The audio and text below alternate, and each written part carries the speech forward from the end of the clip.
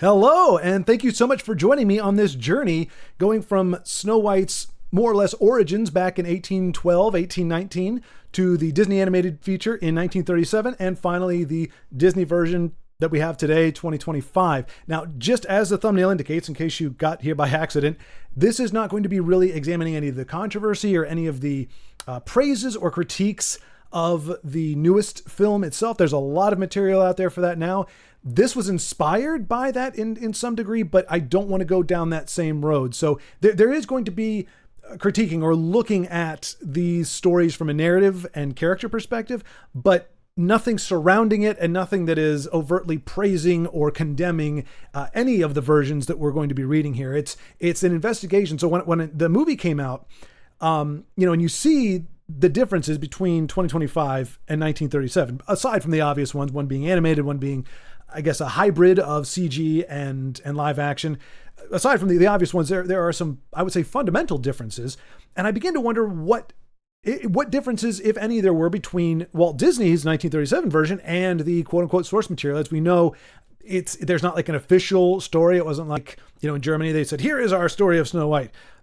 The brothers Grimm, Jacob and Wilhelm Grimm, I didn't know those were their first names, but they're always known as the brothers Grimm. But the story that they did, they essentially compiled, it's a compilation of various iterations of the story. I'm guessing the main gist of it, the main thrust of it, the main components of it were kind of consistent through different versions, and then they just added some things later. This particular version is the 1819 version, and there's two differentiations between that, big ones between that and 1812, two changes, and we'll look at those as we go through the actual story. But I knew from doing initial research, I'm going to be doing a video on comparing and contrasting Aladdin with The Little Mermaid, the original 1989 Disney feature. Going to be contrasting those two, and in doing that research, I went back and found the Hans Christian Andersen version of The Little Mermaid.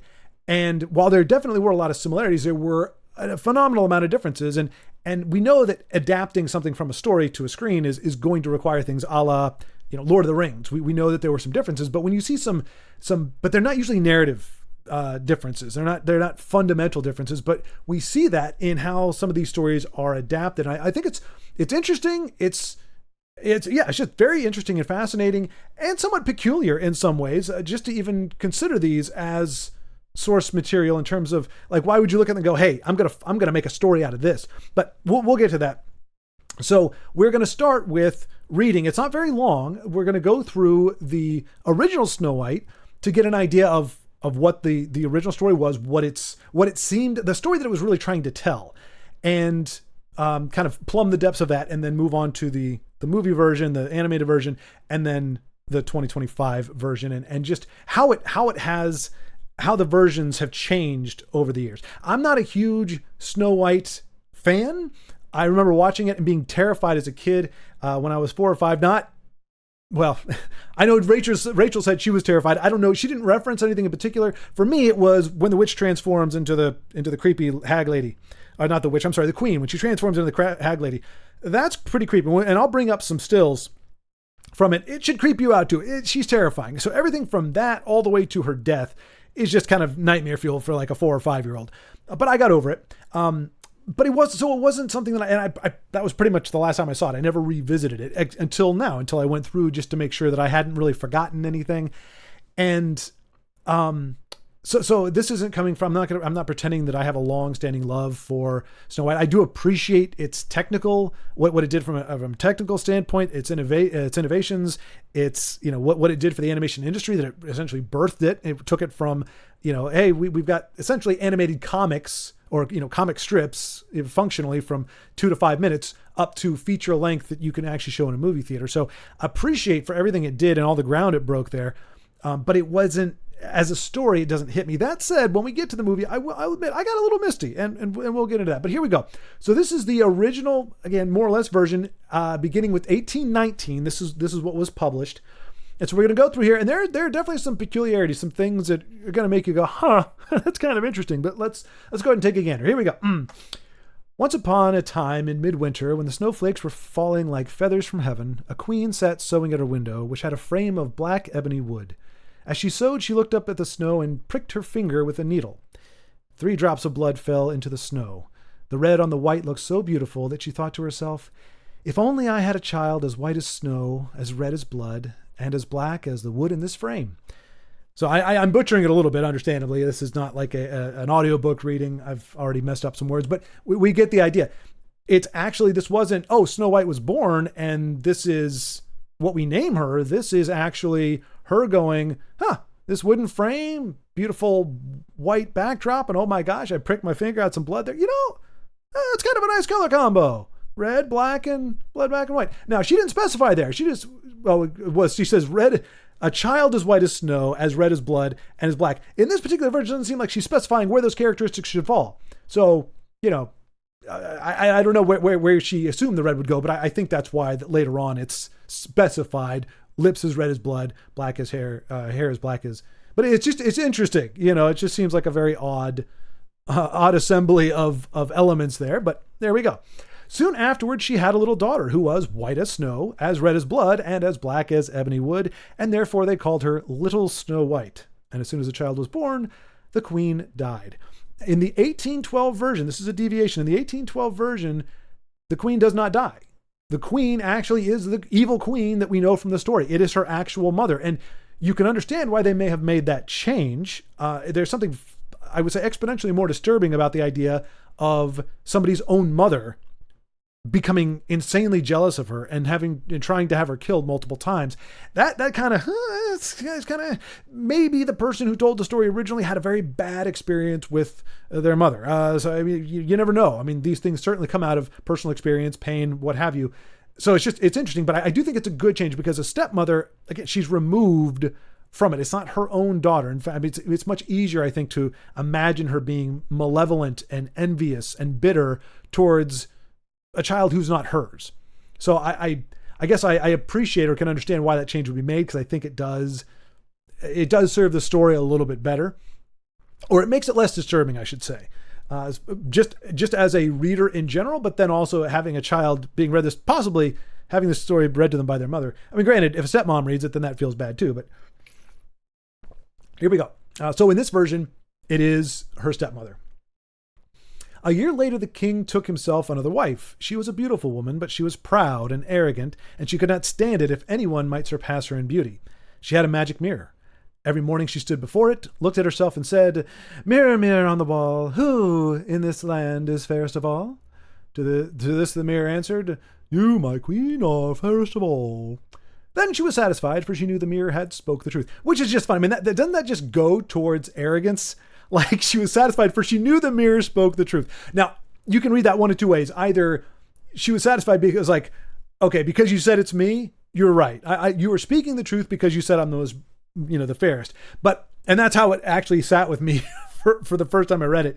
And then the second time you go, okay, she knew that the mirror spoke truth, meaning somehow this mirror has the ability to perceive all the ladies of the land and is able to somehow objectively evaluate them and has settled on the fact that the queen is it. So she's satisfied not because the mirror told her what she wanted to hear, but because she knows that the mirror has this ability to actually somehow perceive this and give a value judgment, which is interesting. How objective is this mirror? I mean, I think we can all say that beauty is subjective. You could I could list off 5 of my top most beautiful women in the world, and probably 3 out of those might make somebody's top 5, but not be their top or top 20.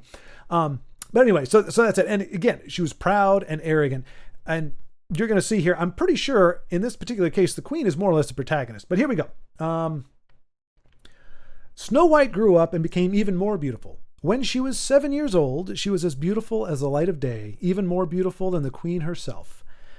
Notice, 7 years old. You're going to notice in this version, many, many times it says the child. It refers to her as a child. In this version, I don't know how much time passes between this part and the very, very end, but as it stands now, Snow White is not a teenager. She's not she's not youthful. She's 7. She is a child.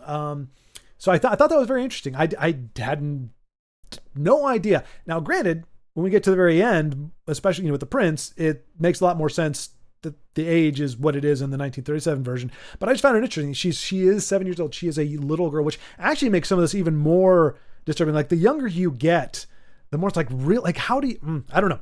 Like in terms of the hatred, in terms of things she has to go through, when you imagine a 7-year-old running for her life, and it just, it reframes it a little bit. But anyway, here we go.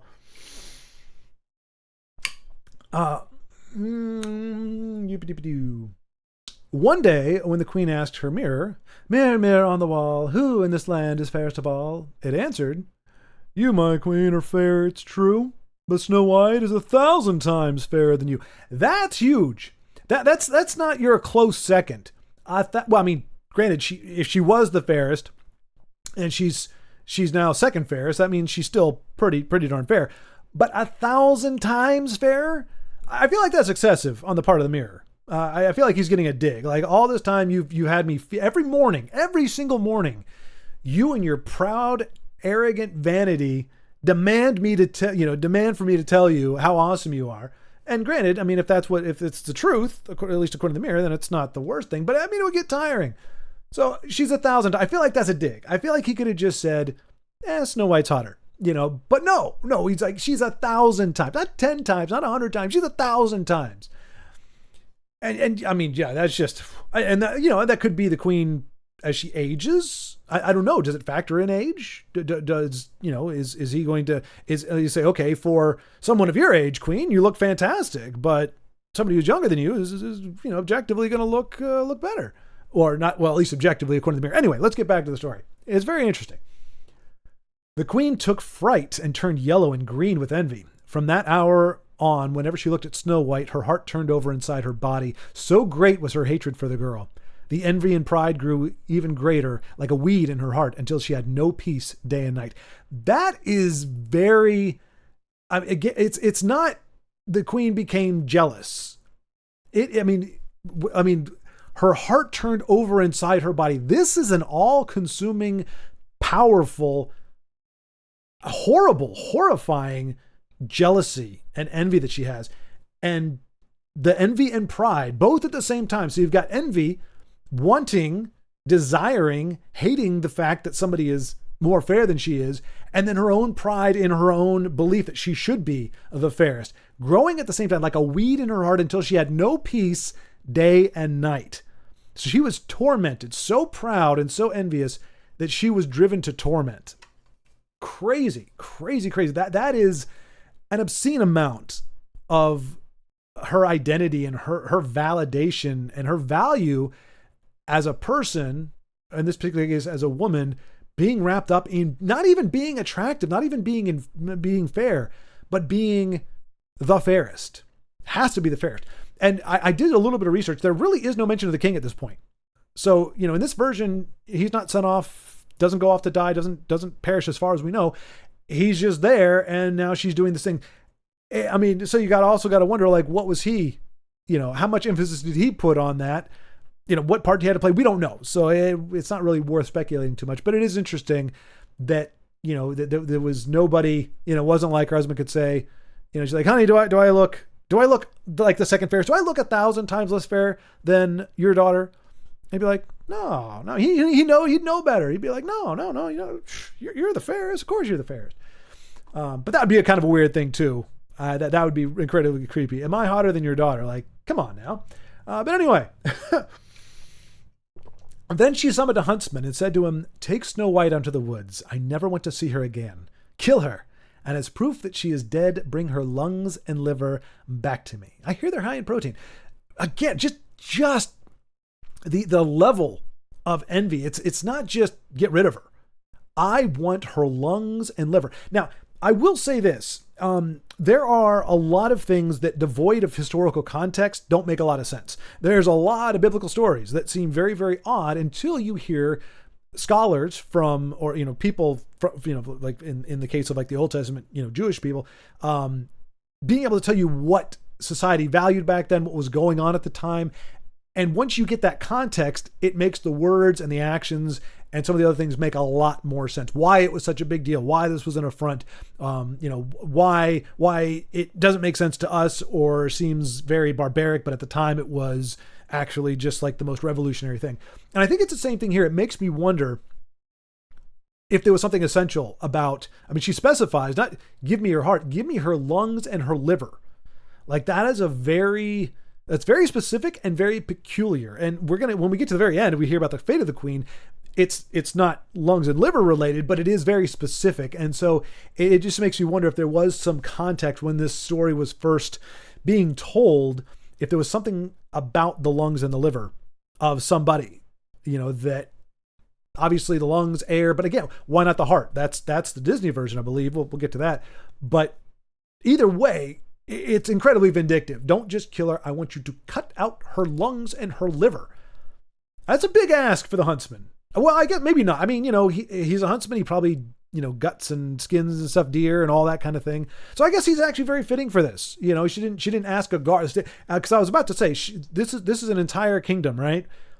The queen, all she has is a huntsman. Like that's really all we see. If I remember correctly, in the animated version, pretty much it's the queen and the huntsman. Like she does the dirty work herself.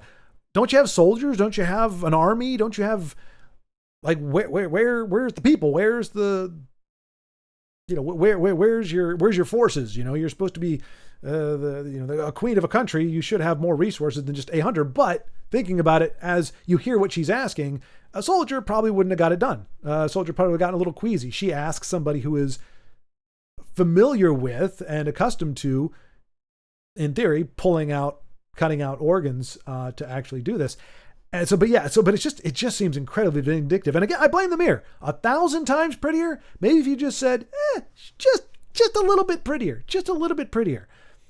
then maybe she would have just said kill her. But no, now she's got to get, as proof, her lungs and her liver, which is interesting because those, we'll see. But I mean, it's like internal organs, much easier to fake.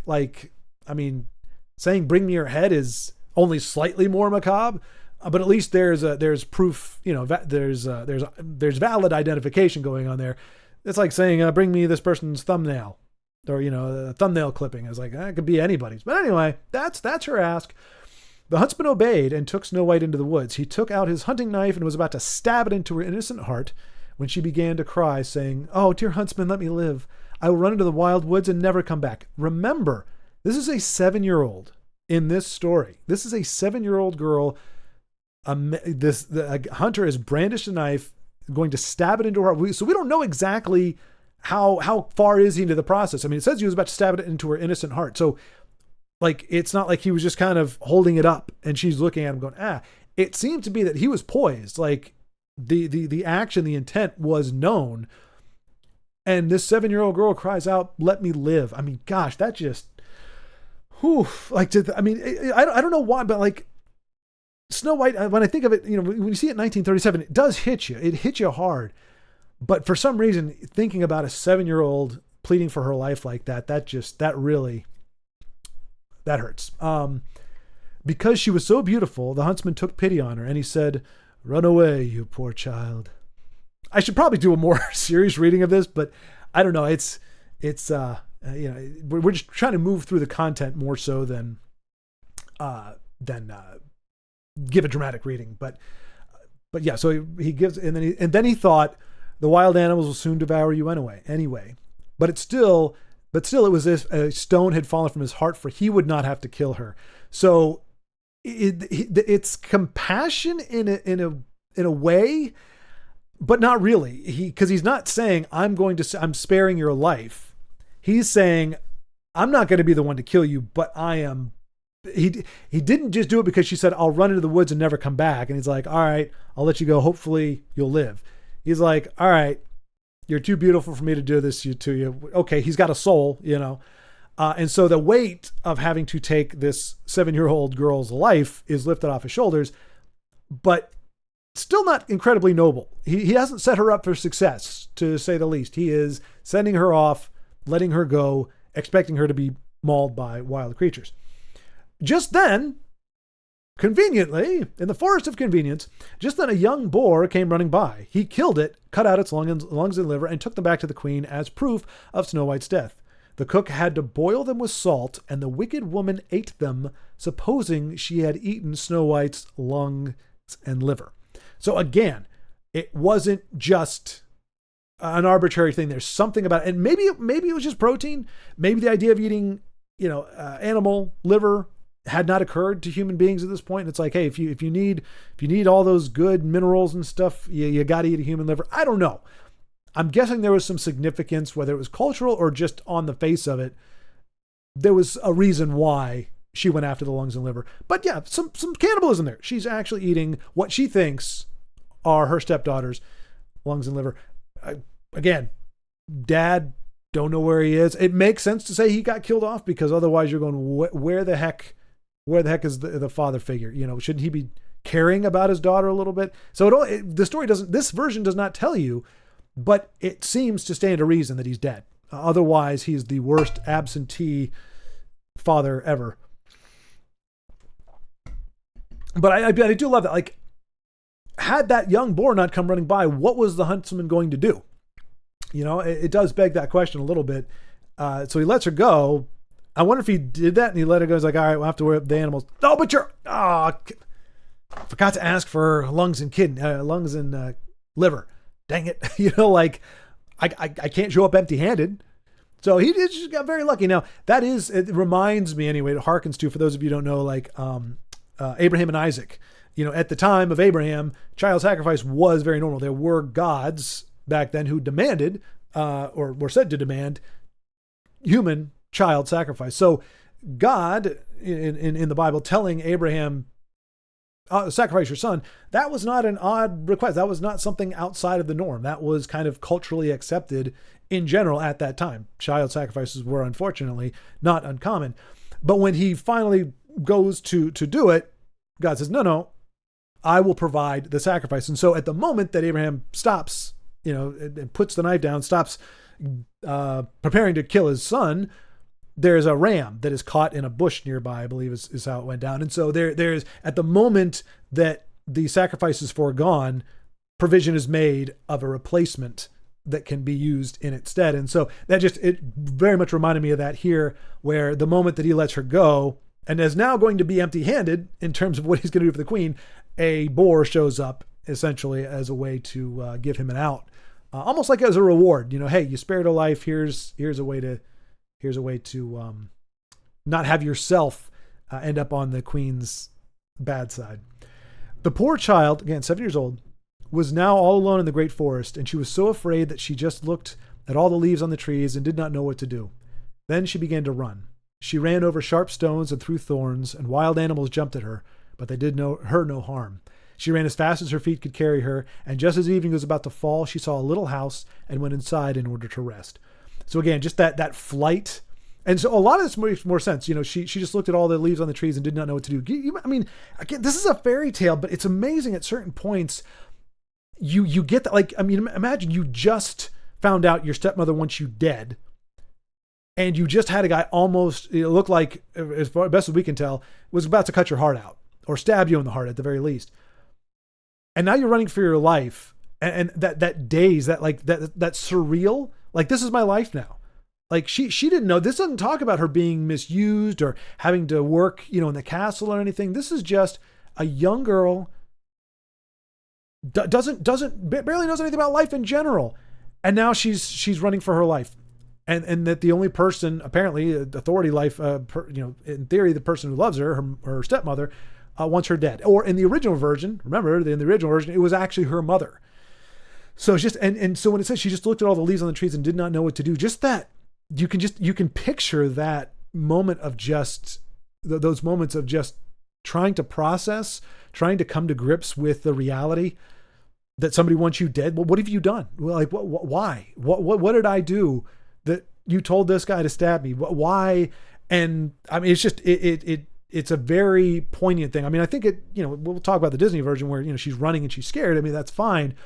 But again, when you think about the age that we're talking here, and just that in that one sentence, that how vivid it is, just that shock to the system of, like, if you just found out, if you have a spouse or somebody, you found out they were trying to off you, you might be, initially angry or afraid or whatever it would be, fight or flight kind of thing.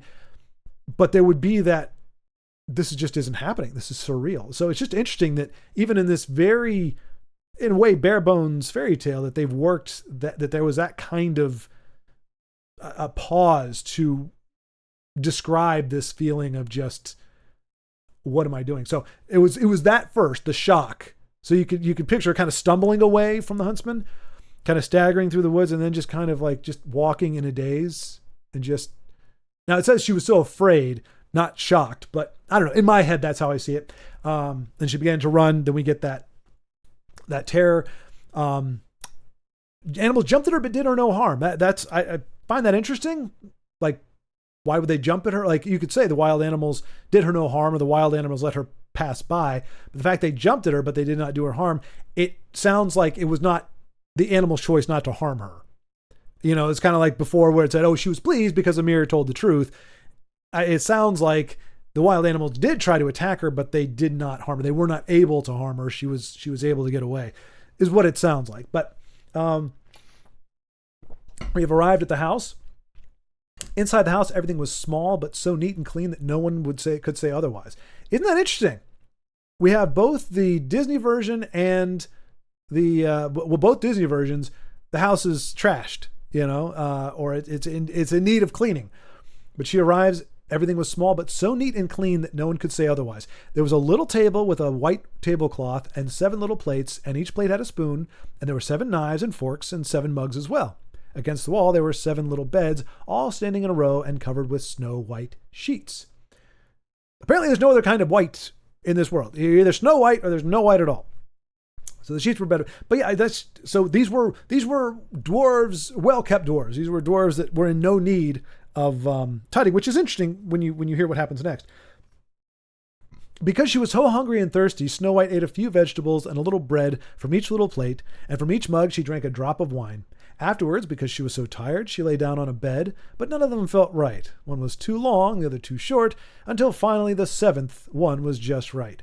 She remained lying in it, entrusting herself to God, and fell asleep. Again, just a child going through this. You imagine at the end of it all, just dropping dead of exhaustion and just, God help me kind of a thing.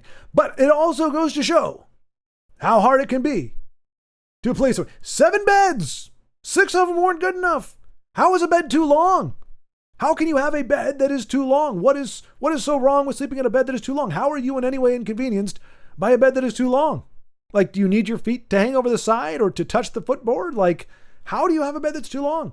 So already she's showing herself to be quite a princess in the Princess Vespa way of things. Daughter of King Roland of the Druids. I can't remember that. Anyway, here we go. After dark, the masters of the house returned home. They were the 7 dwarves who picked and dug for ore in the mountains. They lit their 7 candles, and as soon as it was light in their house, they saw that someone had been there, for not everything was in the same order as they had left it. So again, very orderly, very tidy, maybe even OCD dwarves. The first one said, "Who's been sitting in my chair?" The second one, "Who's been eating from my plate?" The third one, "Who has been eating my bread?" The fourth one, who has been eating my vegetables? The fifth one, running out of accents here, "Who's been sticking with my fork?"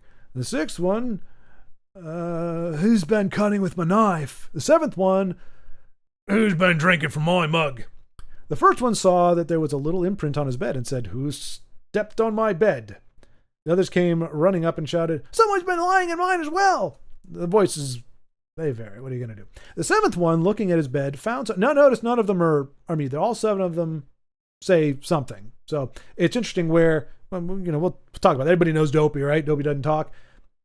I mean, we got first one, second one, third one, fourth one, fifth one, sixth one. They all have lines. They've all got lines. There's not a single one with none of these are extras. These all have at least one billable line in this production here. All of them talk. It's interesting. Like it goes out of its way to say that every single one of them talked. Every single one of them had something to say. So where Dopey came from is interesting. I don't want to skip ahead, but yeah, we've got very orderly dwarves, and every single one of them are functional and talking. So, and notice none of them have names either. There's just the first one, second one, third one. So we don't have Doc, we don't have Grumpy. All of those were created either later in general or more than likely by the Disney team. But the 7th one, looking at his bed, found Snow White lying there asleep. The 7 dwarves all came running up, and they cried out with amazement. They fetched their 7 candles and shone the light on Snow White. "Oh, good heaven! Oh, good heaven!" they cried. "This child is so beautiful!" Not, "Where the heck did this kid come from?" Just, "Gosh darn it, she's beautiful." And again, remember, as you notice, this child is so beautiful. It's reiterated many times in here, reaffirming this is a child. They were so happy that they did not wake her up, but let her continue to sleep there in the bed. The 7th dwarf had to sleep with his companions 1 hour with each one, and then the night was done. So, well, hold on. Is the idea that if you're sleeping with, like, you have to break it up because it's so in other words, 2 dwarves were not sleeping for an hour each night. Like, so the 7th dwarf never got any sleep. Otherwise, why would you rotate? You just say, okay, let me just crash with you. Like, why was he rotating? Ideally, I don't know. You take the one in the bed that's too long and maybe you put him on the side and you turn him. I don't know how you do it. I don't think it was the best way to problem solve this issue. Because if they're rotating, it seemed to imply that it was very difficult to sleep with 2 to a bed, which means that the one guy who's getting rotated never slept at all. And it meant that every other one was missing an hour of sleep. Instead of just having sleep on the floor. Do they not have any floor space? What are we doing? Anyway. The next morning, Snow White woke up. And when she saw the 7 dwarves, she was frightened. But they were friendly and asked, "What is your name?" "My name is Snow White," she answered.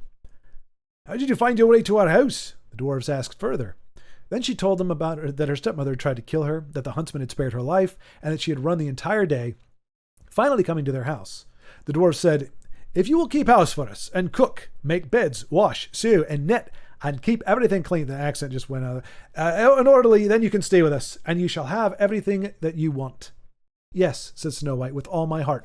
Notice here, they make the request. She doesn't offer in this version. They make the request. They're happy to have her there. But it's also, it's interesting because, again, it's not like their house was a mess. We know that it was very orderly, very well kept. So they were, whatever they were doing during the day, they were also taking care of their house. So it's an interesting thing. I guess it does. I mean, but in theory, the beds were made. They were cooking. I mean, Snow White ate food and drank wine. So they were already cooking. They'd already made their beds. In theory, also washing, maybe the sewing and the knitting. But it's just interesting. It's almost like, again, when you frame it this way, I'm not saying this is canon, but if you think about it, it's a quid pro quo kind of situation, but it's not like we just are going to throw our socks and underwear on the floor and you have to pick them up. Like it was almost more of like, again, this is a 7-year-old girl. Hey, take care of the house. Like let's have you do something. Let's have you be a part of this. And then you can stay, in other words, not freeload, not just wake up and do nothing, but they didn't need her to clean for them. They didn't need her to do these things. They were doing them on their own. And it was more of inviting her to be a part of it. And that's a way to be a part of the home, to be a part of the house, is to participate in those ways. And so I don't think it was, "We need you to do these things for us, little girl, 7-year-old girl. We're not telling you that you need to do slave labor." Which it wouldn't be anyway, because she's doing it for room and board essentially. So it's not the same in that regard. But we know already from how they were described that this is not a way that they were wanting. This is not "Oh, thank God you came by because we're a bunch of slovenly whatevers." It was more of a compassionate thing. Kind of like, just it's like a token. It's a token. Hey, if you're willing to pitch out around here, we're more than welcome to have you. So she kept house for them. Every morning they went into the mountains looking for ore and gold, and in the evening when they came back to their home, their meal had to be ready. During the day, the girl was alone. The good dwarves warned her, saying, "Be careful about your stepmother. She will soon know that you are here. Do not let anyone in." Now, how they know that, I don't know, because it wouldn't stand to reason. Other than them just thinking, they're not thinking the huntsman is going to give the queen lungs and liver from a boar. So pretty much, but I don't know how much Snow White knew, how much she told them. How they knew that was going to be the case is not incredibly clear. Maybe they're just very wise and sage-like. But they're correct, as we shall soon see. Now the queen, believing that she had eaten Snow White's lungs and liver, could only think that she was again the first and most beautiful woman of all. She stepped before the mirror and said, Mirror, mirror on the wall, who in this land is fairest of all? It answered, You, my queen, are fair, it's true, but Snow White, beyond the mountains, with the 7 dwarves, is still 1,000 times fairer than you. I know we changed his voice again. I don't care. It's just fun. Again, once more, we have the mirror saying too much. This is the worst mirror. This is the worst magic mirror you could possibly have. All I want is a yes or no, or a you, or give me a name. Couldn't just say she's more pretty than you, 1,000 times prettier than you. Couldn't just say she's still there. No. But beyond the mountains with the 7 dwarves, he gives her pretty much GPS locations where to go. Whose side are you on, mirror? This is a treacherous mirror. I mean, he probably doesn't realize it. He's not thinking, oh man, I probably shouldn't tell her this. Like, she's going to go kill her. Like, I'm sure he must understand what she's doing, or why she keeps asking, and why she would ask now. Like, why would it be any different than before? Well, because I had her killed, so I'm guessing I'm pretty again, because I'm the fairest, because she's dead. Oh, damn. There's none of that. But it's funny. Couldn't just say it's Snow White and she's 1,000 times prettier than you. No. Here's where she is and here's who she's staying with. Stupid mirror. So how the dwarves knew that there would be something that omnipotent and nefarious in the queen's possession, I don't know, but they were correct. This startled the queen, for she knew that the mirror did not lie, and she realized that the huntsman had deceived her and that Snow White was still alive. Then she thought, and thought again, how she could kill Snow White, for as long as she was not that looks like a typo there, she was not the most beautiful woman in the entire land, her envy would give her no rest. So she kind of shot herself in the foot, because if she had just, she needed the affirmation. She could have just, done the killing thing and never asked the mirror again. Could have asked him a million other questions about any other thing and just not asked about that. If she had, the envy would be gone, wouldn't matter. But she needed that affirmation. She needed to hear the mirror saying, it is you. And that proved to be the worst thing ever, because she got the answer she didn't want. And now she's back to being tormented. And probably now furious. Who knows what happened to the huntsman? And at this point, though, you go, okay, she don't have to send the huntsman unless she's going to ask for internal organs again. But send a squadron of troops out there. Send 15 men out. Look for a cottage on the other side of the mountains and kill everybody. I mean, that's kind of her brand, right? That would be the most logical thing to do if she just wants to make sure she's killed. At last, she thought of something. Coloring her face, she disguised herself as an old peddler woman. I'm guessing put dirt and grime or something on there. I don't know how coloring would change that, but such that it is, so that no one would recognize her. In this disguise, she went to the house of the 7 dwarves. Knocking on the door, she called out, "Beautiful wares for sale, for sale." Snow White, remember, having been warned by the dwarves, do not answer the door. But she's 7, peered out the window and said, "Good day, dear woman. What do you have for sale?" "Good wares, beautiful wares," she said, "bodice laces in all colors." And she took out one that was braided from colorful silk. "Would you like this one?" Never trust anybody who's trying to give you something for free. Remember, nothing in life is free, folks. If somebody offers you a braid of silken threads, no thank you, especially if they're going to give it to you for free. "I can let that honest woman in," thought Snow White, then unbolted the door and bought the pretty bodice lace. Okay, she bought it. With what money? The doors are loaded. The doors were loaded. We know that. They may have a humble cottage. They are storing up for retirement. No doubt she was able to trade some of their fabulous. Well, I'm guessing they had like a little communal thing, like, hey, it's for pizza delivery or whatever, just use this for the tip. So she paid for it. So I stand corrected. She was not that foolish. She did not think she was going to get something for nothing. She paid for the pretty bodice lace. "Child," said the old woman, "how you look! Come, let me lace you up properly." The unsuspecting Snow White stood before her and let her do up the new lace, but the old woman pulled so quickly and so hard that Snow White could not breathe. "You used to be the most beautiful one," said the old woman, and hurried away. Again, kind of that whole villain thing. I mean, granted, she did it after the fact, but the 2 tropes. One, saying more than she needed to. Like, I'm pretty sure, well, we'll get to, the dwarves figured out, but also the whole thing where the villain never stays around long enough to actually make sure the hero's dead. Just says, okay, well, I've got other things to do, and runs off before the person actually dies. So again, didn't stab her, didn't send anybody else to do it, didn't stab her, chooses to do this. Now we are going to notice something, and once we get to the third thing that she does, I'll point it out. Very interesting. Not long afterward, in the evening time, the 7 dwarves came home. Now, it says not long afterward, but more than, 5-10 minutes. So we're probably talking about an hour or two. How terrified they were when they saw their dear Snow White lying on the ground, not moving at all, as though she were dead. They lifted her up, and seeing that she was too lightly laced, they cut the lace in two. Then she began to breathe a little, and little by little, she came back to life. So it says as though she were dead, and she came back to life. Excuse me. Which is kind of it's going to come into play a little later on. But the idea is she's not dead.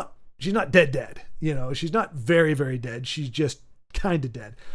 Obviously a fixation, unable to breathe. I don't know, can't remember what that's called, but clearly she had been air deprived for a while, as if dead, not really dead, came back to life, but wasn't really dead to come back from life.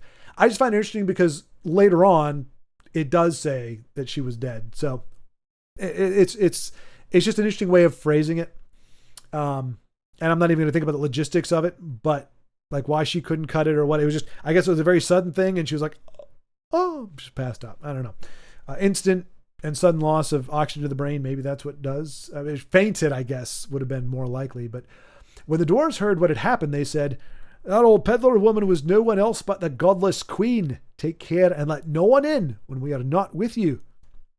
So yeah, that was perhaps because she told them what the woman said, or just the fact that she tried to kill him. I mean, the dwarf said she's going to try to kill you. So this is probably not a surprise to them. And they just assumed, yeah, some random lady coming along, doing something and saying you used to be, referring to you in the past tense. Probably not. It's probably her. But again, why she chose that method, it's interesting. If she's that eaten by envy, and again, you can say, oh, you shouldn't read so much into it, but you see there's a lot of care and a lot of thought that's put into this stuff. I think there's some contextual things that are missing, but you'll see, I think I kind of get one of them. But anyway, we'll get there. When the wicked woman returned home, she went to her mirror and asked, Mirror, mirror on the wall, who in this land is fairest of all? The mirror answered once again, You, my queen, are fair, it's true, but Snow White, beyond the mountains, with the 7 dwarfs, is still 1,000 times fairer than you.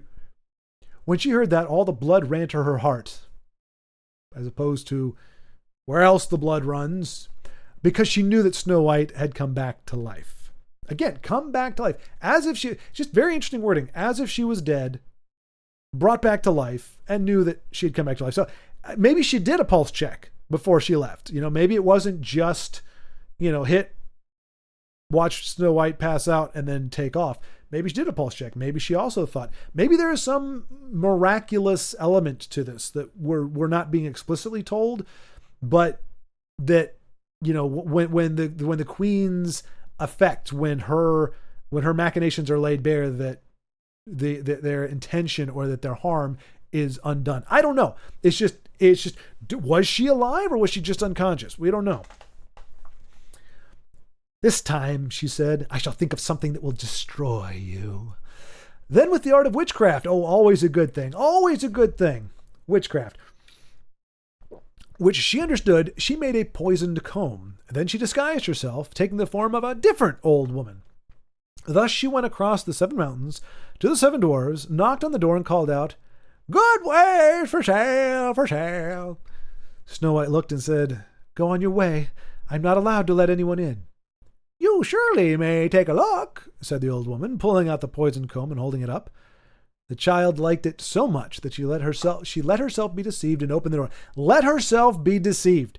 Again, this makes a lot more sense when you think of this as being a child, because, an adult, you go, fool me once, shame on you. Fool me twice, shame on me.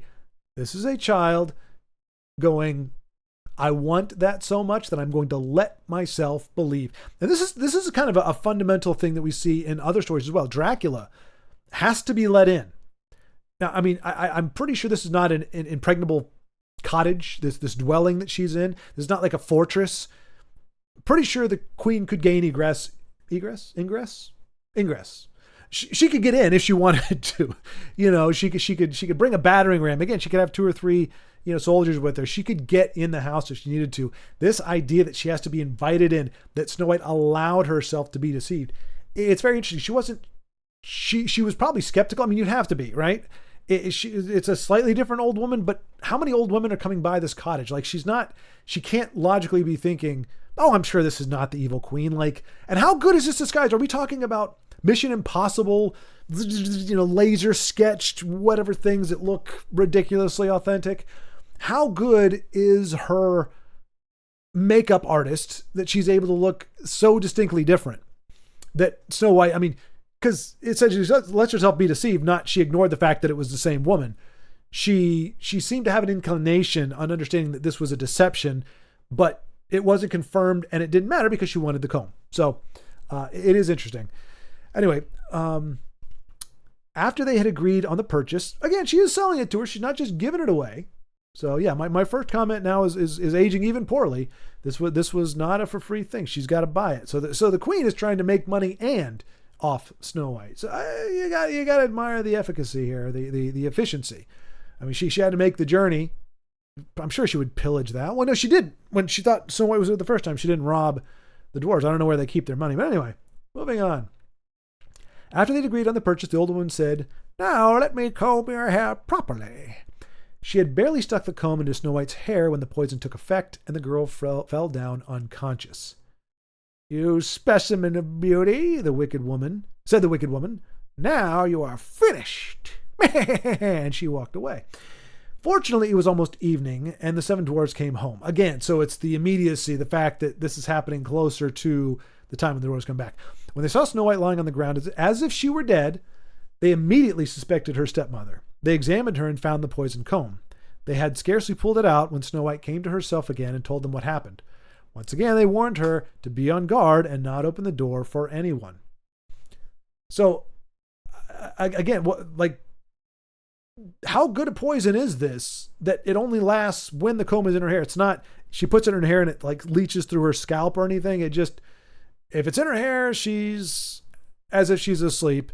I don't know. I just think the queen, for as envious and as much animus as she harbors towards Snow White, she's really not putting forth a seemingly good effort. And there's only one reason I can think for this, and I'll reveal it here in a second. Back at home, the queen stepped in front of her mirror and said, "Mirror, mirror on the wall, who in this land is fairest of all?" The mirror answered, "You, my queen, are fair, it's true, but Snow White beyond the mountains with the 7 dwarves is still 1,000 times better than you." When the queen heard the mirror saying this, she shook and trembled with anger. "Snow White shall die," she shouted, "if it costs me my life." Interesting, upping the ante. Again, with this amount of fervor and rage, you would think she'd just stick just stab her. Just stab her, shoot her with a crossbow or something. But she's going through these convoluted things until she gets more and more angry.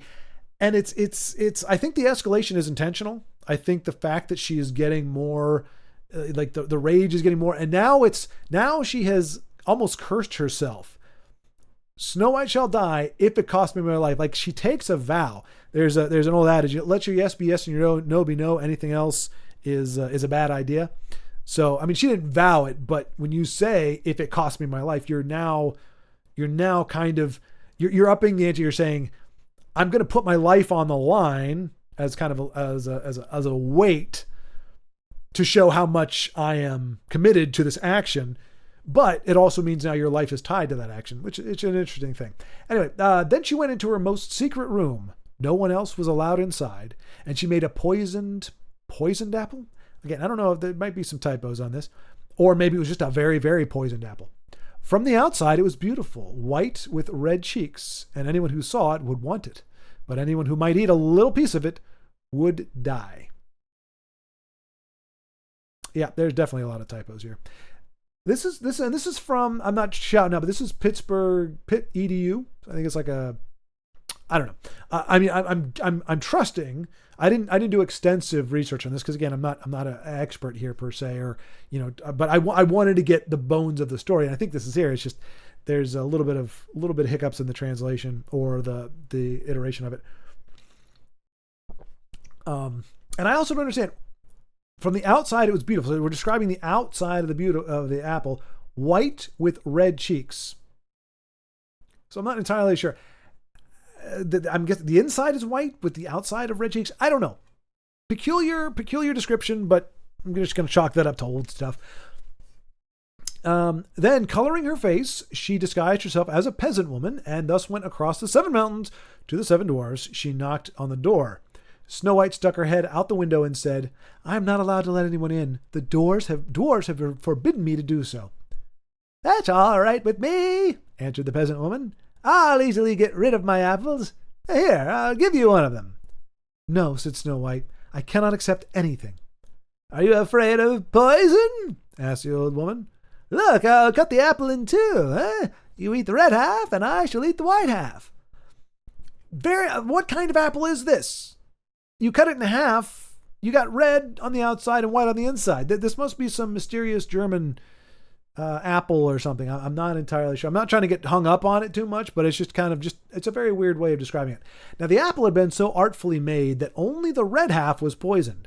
Snow White longed for the beautiful apple, and when she saw that the peasant woman was eating part of it, she could no longer resist and stuck her head out and took the poisoned half.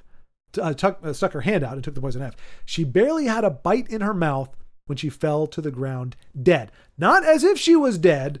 She's dead. And it's like as soon as it's in her mouth, it's not that she swallowed it, ingested it, poison took over. The minute it hit her mouth, she fell to the ground dead. The queen looked at her with a gruesome stare, laughed loudly and said, "White as snow, red as blood, black as ebony wood. This time the dwarves cannot awaken you." So she realized that it was the dwarves who had been thwarting her each time. And this is the point. I actually forgot this line was in here, but this goes to what my presumption is. The reason why she doesn't just stab her, now I'm not entirely sure in terms of context if this would make more sense. The first thing she did was Snow White's body, her lungs, the organs for our living, but it is her body, her core, her essence of who she is. It's an attack on that, which is the white. She has, skin as white as snow, that she is as white as snow. So her body, the most representative of her body, is the first thing that she attacks, tries to take the life out of it. The next thing is her hair. The other element that is described, her black hair, ebony like the wood of the window pane thing. Again, really weird thing to go after. But so the bodice is for her body, for the white. The comb was for the black of her hair, and the red is for the red of her lips, her mouth, ingestion. So each attack on Snow White or attempt to take her life matches up to the 3 qualities or the three things that her mother asked for, which makes more sense if this is the queen. Now, but it makes more sense, but it's also a lot scarier. So this would be in the 1812 version, this would be her own mother who said, "I want a daughter white as snow, black as ebony, and red as blood." And this same mother tries 3 different times, almost making a mockery of her original request. Because she said, white as snow, red as blood, black as ebony wood. The stepmother wouldn't know that. So we have a little bit of a disconnect here. When they changed it from the mother to the stepmother, that line by the queen no longer makes any sense, because she would not know that the mother had asked for those things, unless the father, I guess, told her when he got remarried, "Oh, by the way, this is what my wife wished for," and then got pregnant. So it's very interesting, but it really, those are, and I think maybe that's there as letting us know. But I mean, in theory, if she'd been successful the first time, she wouldn't have also done the hair and the lips. But I think it's interesting when you, like, again, I don't know why she would need to attack each one of those virtues or each one of those elements of Snow White, but that's what she did. It wasn't just, she could have just come out and stabbed her or done whatever, or actually used real poison or done any number of things, but instead she attacks each of those three things, which again, as the mother is incredibly creepy. As a stepmother, it's peculiar that she would know to do that. But she says she fell to the ground dead. Now, we've already seen some kind of hiccups in the translation, so I'm not sure if these are words that they're just translating slightly different, but in this case, it's not as if dead. It is that she is dead, and the dwarves cannot awaken. But she says the dwarves cannot awaken you. So again, I think we're talking semantics. She's saying awaken you, but it's more awaken as in death. Bring you back from the dead. But words are important. So if it is, we just got a lot of ambiguity here. But it's interesting. Looked at her with a gruesome stare. It really is the celebration of wickedness, the celebration of destroying a life. It's very much more creepy and unsettling than even it is, I think, in the 37 version. Back home, she asked her mirror, "Mirror, mirror on the wall, who in this land is fairest of all?" It finally answered, "You, my queen, are fairest of all." And I just picture like a slow clap. "Congratulations, you crazy old coot. You finally did it. You killed the hottest one. Now, congratulations, you've been promoted from second to number one." Then her envious heart was at rest, as well as an envious heart can be at rest. That's a really great line, I think, personally. An envious heart, because it says, that she was tormented by her envious heart. The envy just ate her up day and night. I love the fact that her envious heart was at rest, as well as an envious heart can. Meaning the nature of that heart, it's never satiated. It never actually loses that malice, that craving for more. It is very, it's all consuming. So even when she gets what she wants, she can only be but so happy. When the dwarves came home that evening, they found Snow White lying on the ground. She was not breathing at all. She was dead. Again, we're really hitting it home here. She was not breathing. She was dead. They lifted her up and looked for something poisonous. They undid her laces. They combed her hair. They washed her with water and wine. Again, not going to go too far into that, but they were pretty exhaustive in trying to make sure they could remove every possible thing that could be stuck to her, or attached, or whatever that could cause her the problem. But nothing helped. The dear child was dead, and she remained dead. We're really hitting home the deadness here. And I got this is embarrassing. I don't know is it bear? Buyer? Like, I know the word. It's kind of like a platform for dead people. I don't know. Anyway, we'll call it I think it's I'm not going to get distracted, but they laid her on a thing, a bear, the buyer, and all seven sat next to her and mourned for her and cried for 3 days. They were going to bury her, but she still looked as fresh as a living person and still had her beautiful red cheeks. So just a very peculiar circumstance. The story is telling us many times she's dead, she's dead, she's dead, she's dead. The queen says you won't be able to awaken her. And even though she's dead, she's dead, she's dead, she's dead, she is not a corpse. Her body is still, she's not breathing, but the life has not left her body. Her spirit has not left her body, apparently. It's not decomposing. She's not withering away. She still has the blush in her cheeks. Like it's one thing to be like, hey, she's not cold, or she's not, decomposing, she's not bloating or anything. I mean, it's only been 3 days, but I'm pretty sure rigor mortis and all that kind of stuff sets in by that point. But it's like none of that has changed. It's like she's in suspended animation. Her cheeks still have color. So it's a very interesting situation. What exactly is she? Where is she? And you can see, I mean, I'm pretty sure, there is a heavy, I shouldn't say heavy, but there's definitely a Christian or religious undertone for a lot of these things. It mentioned, when she commended herself to God and then she fell asleep, and, they refer to the queen as a godless woman. So the dwarves do. So I'm seeing, you can kind of see if you look at it like Lazarus, laid dead for 3 days. I believe in the Old Testament, Elijah, or it was Elisha, one of the two, a woman had been dead, and he went in, and I think it was for 3 days, and laid threw his body across. I can't even remember if it was a guy or a gal. I think it was a guy. I can't remember. Anyway, but this whole day of 3 days being dead, but yet not dead. Oops. All right, sorry, I hit a key there.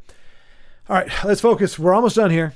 But the bottom line is, so it's not creepy. It's not like they were like, it's like a necromancy or necrotic stuff. She wasn't breathing. She wasn't moving. She wasn't responding, but she wasn't, the life still seemed to be there. So they said, we cannot bury her in the black earth. And they had a transparent glass coffin made so she could be seen from all sides. They laid her inside and with golden letters wrote on it her name and that she was a princess. Then they put the coffin outside on a mountain, and one of them always stayed with it and watched over her. The animals too came and mourned for Snow White, first an owl, then a raven, and finally a dove. And I'm not going to get into that at all, but I can almost guarantee you there has to be some symbolism with that. Owl, raven, dove. I don't want to speculate because I could go into a big swirl, but when it specifies things like that, it makes me think there is a reason. There's a symbology of that those things, those birds. I mean, obviously raven is black, dove is white, owl is, watch my head spin kind of thing. So I don't pretend to know what it is, but it's when they specifically, they don't just say the animals came out. They specify which ones they are. There's probably something to that we just have lost in translation, or lost to time as to what the significance is of that. But again, it's just, you could say it's a bit extreme. You went from a 7-man working force, you're down to 6, and one of them literally just sitting there watching over her. It's a peculiar situation, a peculiar setup. You get it. Okay, she's not dead, and maybe they're going, hey, until the color leaves her cheeks, until it's clear she is decomposing, she's dead. We just can't stick her in the ground, But again, just peculiar elements, old stories, might be some symbology to it, but I don't know. Snow White lay there in the coffin a long, long time, and she did not decay, but looked like she was asleep, for she was still white as snow and red as blood, and as black-haired as ebony wood. Again, those 3 features, going back to that, very distinct. Which the white, I think, naturally, well, I guess she turned maybe gray. Anyway, long, long time, didn't decay. The dwarves were the first one to invent a cryogenic thing. Like, this is where Disney got the inspiration from. I can be frozen in time in this thing. So you just imagine some cryogenic stuff and tubes and everything sticking out. They have preserved her for all time. Inspiration for Mr. Freeze or Dr. Freeze or Freeze guy from Batman. Now it came to pass that a prince entered these woods and happened onto the dwarf's house. Notice this is the first time we're hearing about the prince. Where he sought shelter for the night. He saw the coffin on the mountain with the beautiful Snow White in it, and he read what was written on it with gold letters. Then he said to the dwarves, "Let me have the coffin. I will give you anything you want for it." But the dwarves answered, "We will not sell it for all the gold in the world." Then he said, "Then give it to me, for I cannot live without being able to see Snow White. I will honor her and respect her as my most cherished one." As he thus spoke, the good dwarves felt pity for him and gave him the coffin. This really struck me. I mean, first of all, it is just odd. Like, it's one thing at love at first sight. It's another thing to be like love of inanimate, but maybe not dead, undead, don't know. And he said, "As my most cherished one, I will honor and respect her as my most cherished one." There could be something very spiritually profound behind that. I'm not going to go off into the weeds about it, but just the idea that, like, because you go, okay, it's creep, like, that's what we automatically think, because in our society, and I'm sure back then there was a thing too. You have people fixated on doing things with dead people, desecration of corpses and that kind of thing. Like, that's not an unheard of practice. And I'm sure it wasn't back then. Maybe it was even prevalent back then. But that's not what this is. This isn't meant to be, oh, I'm gonna do it. Like, it literally was to cherish her. And it said when he read who she was. So I don't know exactly how to interpret that, but it is interesting to me that he, like, is he going to get married and be like, oh yeah, that's just, and it says that, again, we're still thinking she's still 7 or 8 years old. She's still a young girl. And so there's a lot of stuff. We're just going to say, like, I'm not trying to justify this old story. I'm just saying there's enough that I don't know to go, there's got to be more to it than this. I don't quite get it, but yeah, it's all here on text. Like, it is what it is, a product of its time, as we're going to find ourselves saying a lot, I'm sure. But the other point that I actually really like, whereas I really don't know what exactly to think about a lot of this, but the one thing that I do like is he offered to buy it and they said, no, we will not sell it for all the gold in the world. It's priceless. And then he says, then give it to me, for I cannot live without it. Which, like, if you think about it initially, it almost sounds like a threat, hey, let me buy that off you. Nope, not going to sell it.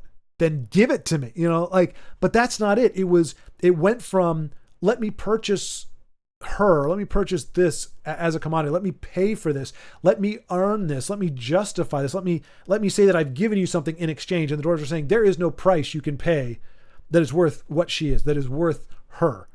It would be an insult to her to put a price on it. Like, you're not going to buy this from us. You can't earn this. But then he says, then please he doesn't say please, but then let me have her outright then. And it's almost counterintuitive. You think, well, then he's going from, okay, give us all the money. But I mean, it makes the dwarves look so much better, and it makes him look better. Because the dwarves, it's like, okay, they're not getting anything out of this. Like, it would be, okay, we're going to sell her like an item. No, she's not a commodity. She's not something for us to sell. We're not trying to get rich off of her. We're not trying to become wealthy by selling this girl. And I say this thing because it's like, well, it's girl, but it's also within a coffin and she's not really alive, at least as anybody can tell. But it's a weird scenario. It's a weird purchase. It's a very weird eBay item to be hawking here. But the idea that they're saying, no, like she's too valuable to be sold. She's beyond priceless. But when he just says, please, can I just have her? Will you just give her to me?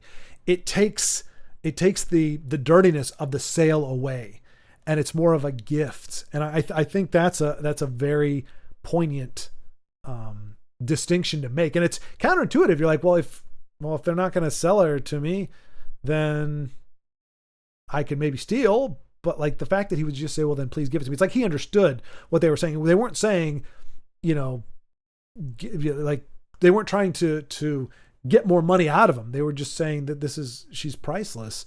And when someone is priceless, and that's, I do see that, think about it, that's marriage, at least in a contemporary way now.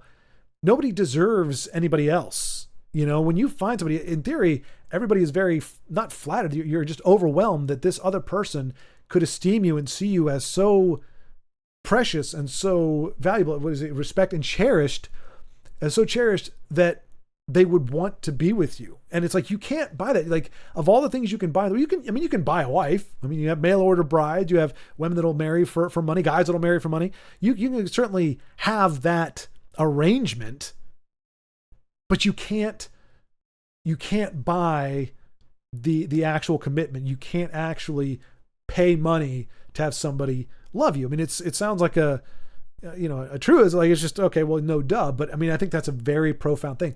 You can't just buy something like that. And that's what makes it so precious. That's what makes it so amazing and so powerful for people, is here's something that all the money in the world could not authentic. The genuine article you can't buy. You can buy a counterfeit. You can buy you can buy a marriage license. You can buy a certificate. You can buy, okay, yeah, we're husband and wife. But the genuine commitment and love and being cherished by somebody, that's not something you can actually pay for. So I thought I liked that element in there, as counterintuitive as it may sound. Let's see. Oh, here we go. As he thus spoke, the good dwarves felt pity on him and gave him the coffin. The prince had his servants carry it away on their shoulders. But then it happened that one of them stumbled on some brush, and this dislodged from Snow White's throat the piece of poisoned apple that she had bitten off. Not long afterward, she opened her eyes, lifted the lid from her coffin, sat up, and was alive again. "Good heavens, where am I?" she cried out.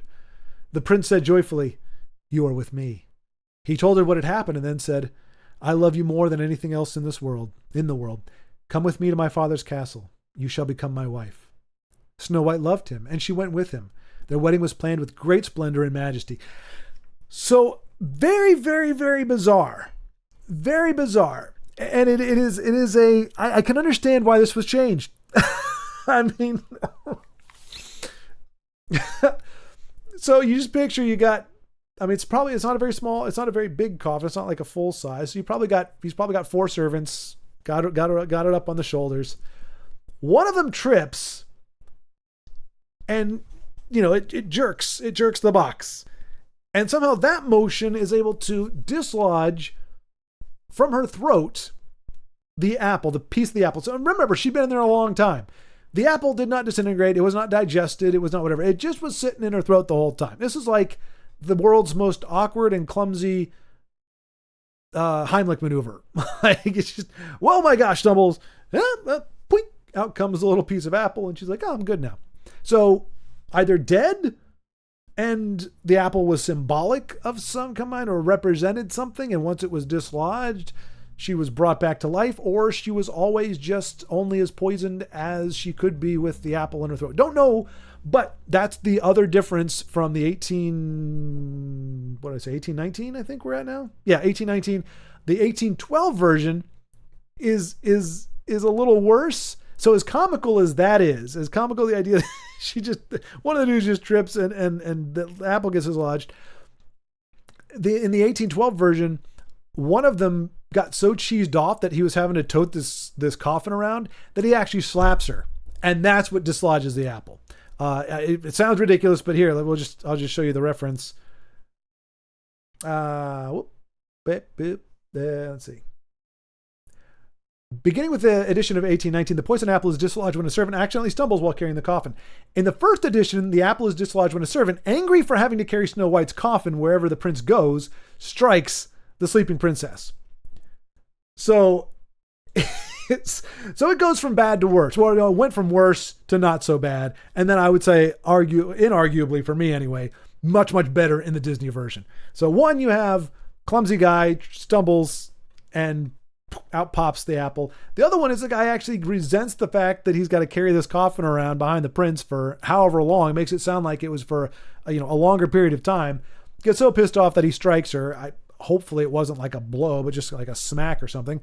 And that's what dislodges the apple. So, rough around the edges. We're going to say rough around the edges. Again, is there something to that? Is there some reason why that? Because that just seems like a very bizarre solution. It seems like a very bizarre way to go with this, but that's what we got.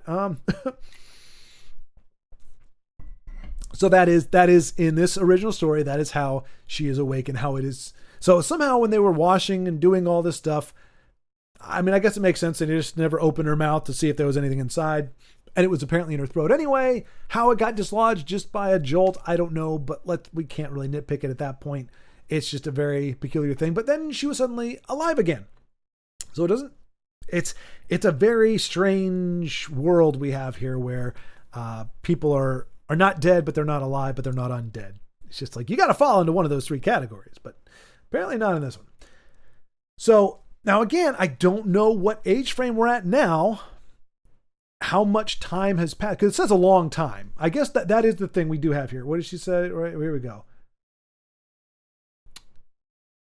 Snow White, and if this is a correct translation and not a typo, lay in the coffin a long, long time and she did not decay. So my understanding, we could be talking 7 years.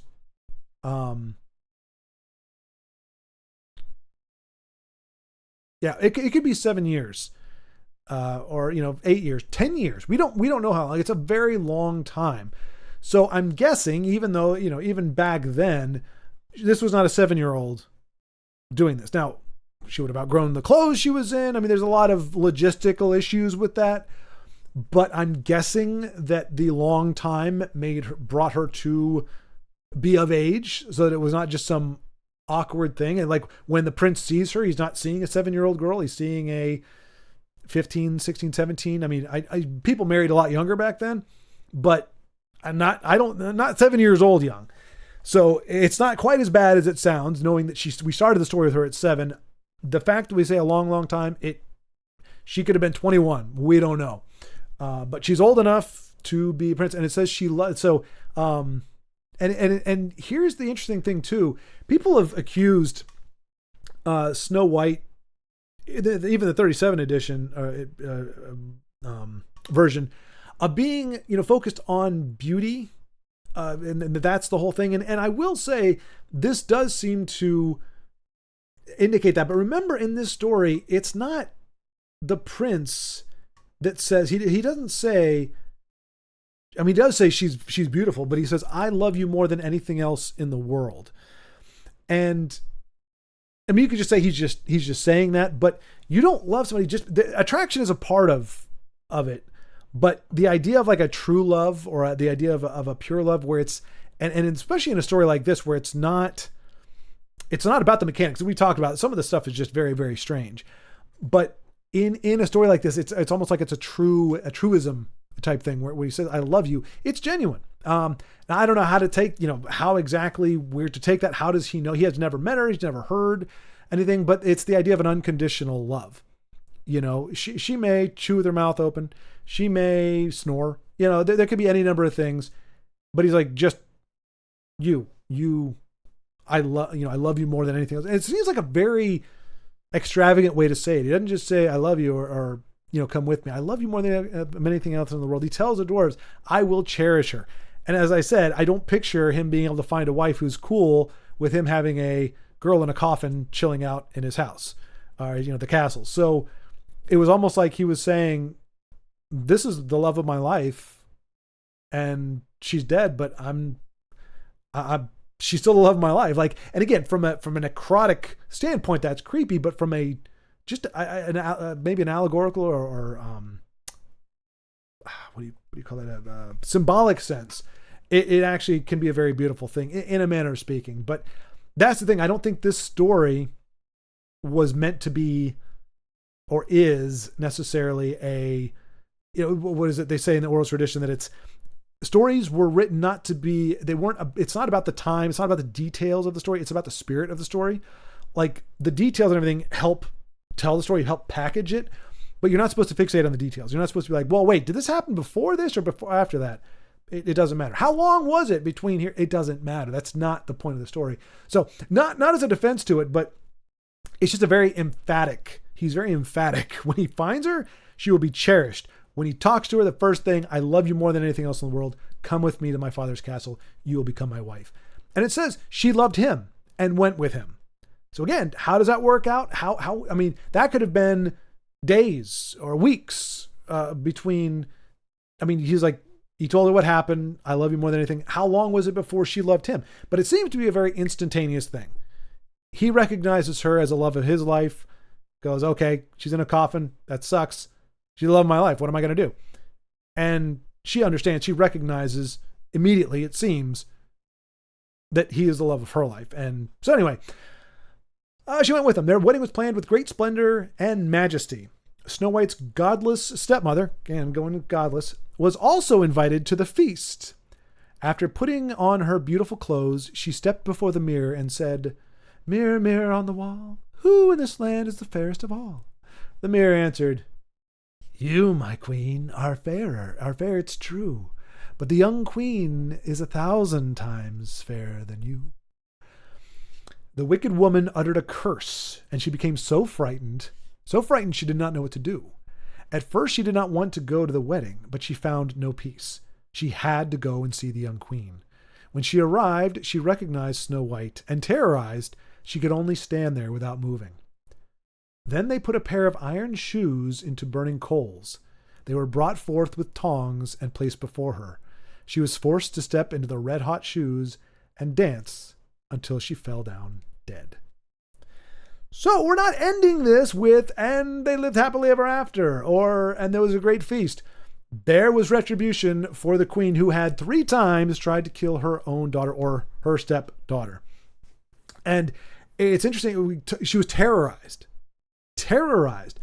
That to me indicates it's almost like she realized she was fighting fate. God, however you want to think of it.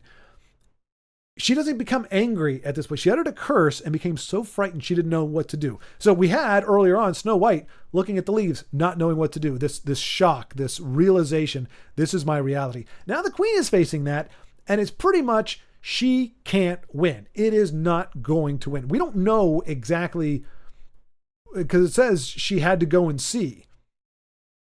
She found no peace. We're going back to that peace thing. So, but it's not she's envious, I'm going to try to kill her again.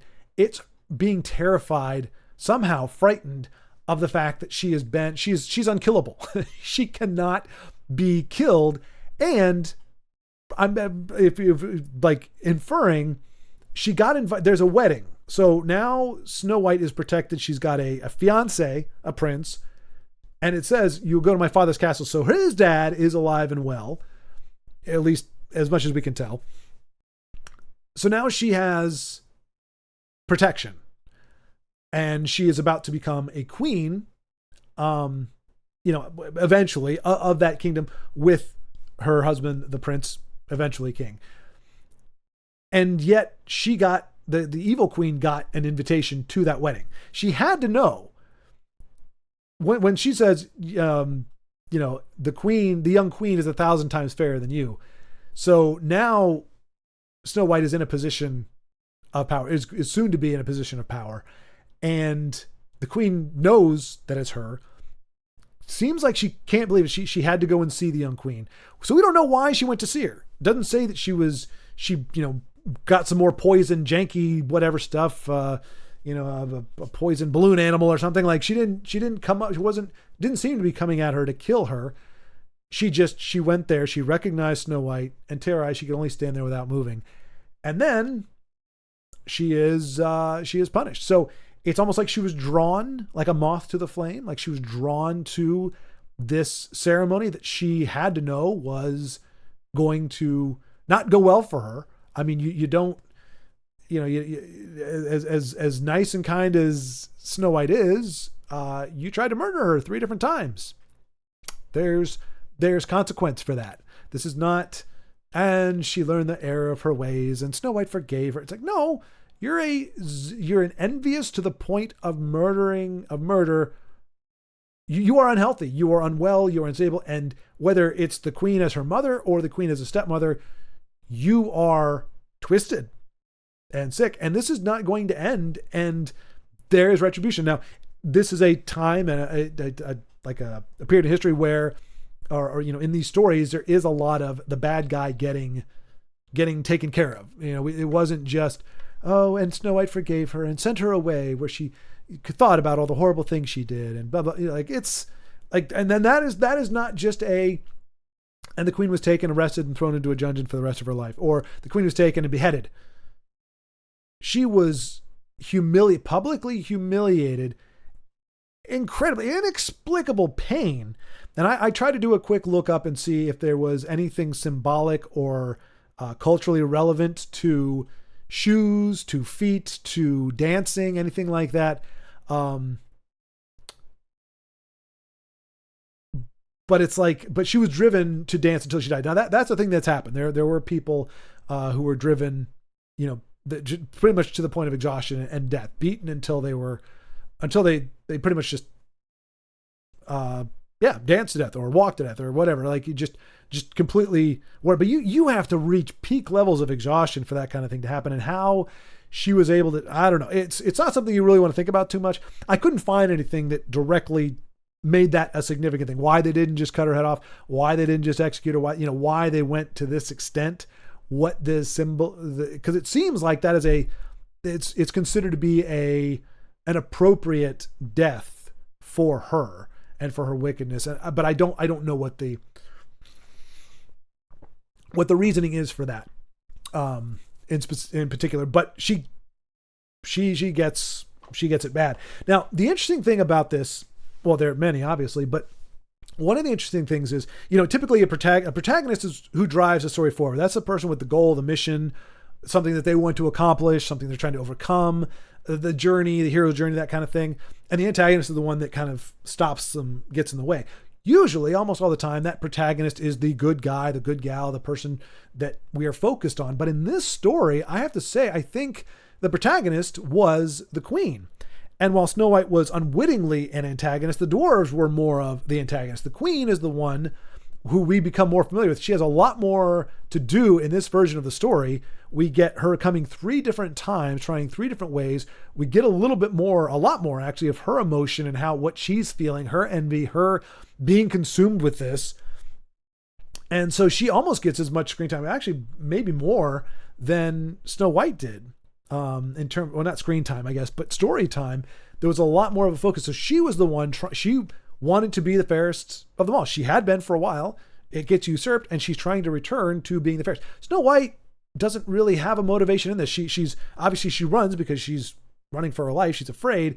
And, she does things in the story, but she doesn't have a goal or something she's trying to do. She's just kind of living her life with the dwarves in theory, in peace, and just kind of having a good time.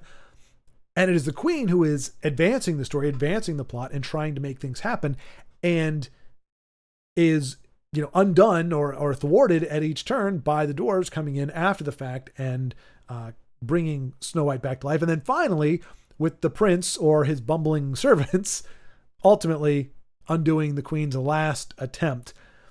And so it is an interesting thing. It does seem to have more of a focus on her and not as much on Snow White. And as we notice in this one, the prince doesn't exist earlier in the story. We know nothing about him. There's no love. There's no nothing, which again makes sense considering Snow White's age. And then later on he comes in and it's just kind of almost out of nowhere. So let's transition from that. You know what? This is already an hour and a half. I'm going to go ahead and say we're going to make this part 1 because it's a fitting end, right? And then we'll pick up with Disney's 1937 version on the next one. So join me for that one, hopefully.